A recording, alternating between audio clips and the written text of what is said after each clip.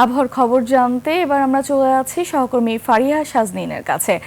ফারিহা, আজকের আবহাওয়া নিয়ে আপনার কাছে কি তথ্য আছে, আমাদের বিস্তারিত জানাবেন। ধন্যবাদ লোপা।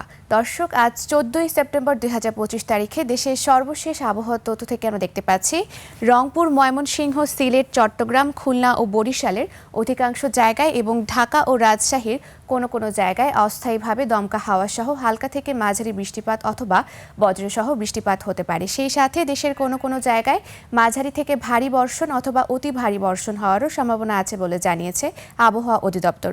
আজ সারা দেশের দিন ও রাতের তাপমাত্রা প্রায় 1 থেকে 2 ডিগ্রি সেলসিয়াস কমে যেতে পারে।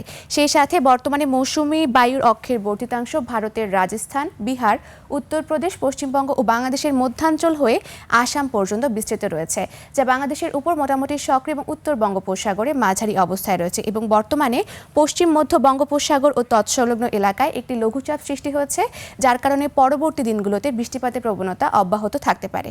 বর্তমানে বিশেষ কিছু অঞ্চলের তাপমাত্রা যদি আমরা দেখে থাকি তাহলে সিলেট ও কুমিল্লায় রয়েছে 25 ডিগ্রি সেলসিয়াস, বরিশালে রয়েছে 28 ডিগ্রি সেলসিয়াস, ঢাকায় রয়েছে 25 ডিগ্রি সেলসিয়াস, খুলনায় রয়েছে 29 ডিগ্রি সেলসিয়াস, রাজশাহীতে রয়েছে 28 ডিগ্রি সেলসিয়াস।